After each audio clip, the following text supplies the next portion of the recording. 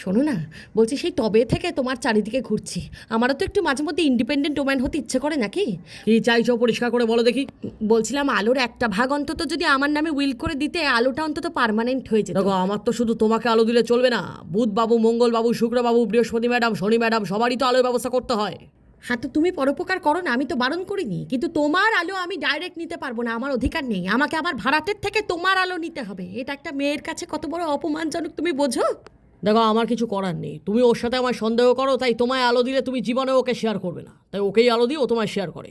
বাহ, নিজের বউয়ের থেকে ভাড়াটের ওপর বেশি বিশ্বাস তোমার, তাই তো? আমি কিন্তু নিজের জন্য বলিনি, আমি ছেলেমেয়েগুলোর জন্য বলছিলাম। ছেলেমেয়েগুলো রাতের বেলায় টিম আলোয় পড়তে পারে না, তাই বলছিলাম।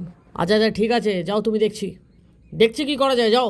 সূর্যদা, সূর্যদা, আমার নাইট শিফটের চাকরিটা দয়া করে মারবেন না, আমি না খেতে পেয়ে মরে যাব। ব্যাস, চলে এসছে। মানে একটু স্বাধীনভাবে স্বামী স্ত্রীতে কথাও বলতে পারবো না, নক না করে চলে আসবে। পৃথিবীদি আপনি দয়া করুন, আপনি পার্মানেন্ট আলো নিলে আমার নাইট শিফটের চাকরিটা যে চলে যাবে। এই তুমি তোমার চাকরি রাখো তো, পূর্ণিমা ছাড়া কোনোদিন তো ফুল টাইম কাজ করো না। দয়া করুন পৃথিবীদি, আমি ওই নাইট শিফটে চাকরি করেই সংসার চালাই। আমার চাকরি চলে গেলে আপনার ঘাড়ে এসেই পড়তে হবে, সেটা কি আপনার জন্য খুব ভালো হবে? চাকরি থাকতেও তো আমার সংসারে এসেই পড়ছো, আমার স্বামীর ঘাড়ে এসেই তো পৃথিবী, পড়ছো। শান্ত হও। পৃথিবী, শোনো, তোমাকে একটা কথা বলি। সব কিছু যেমন চলছে তেমন চলতে দাও। কি বলছো তুমি?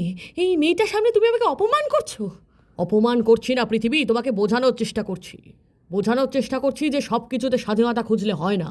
কখনো কখনো বৃহত্তর স্বার্থে নিজের স্বাধীনতাটুকু বিসর্জন দিতে হয়, তাতে সকলেরই মঙ্গল হয়।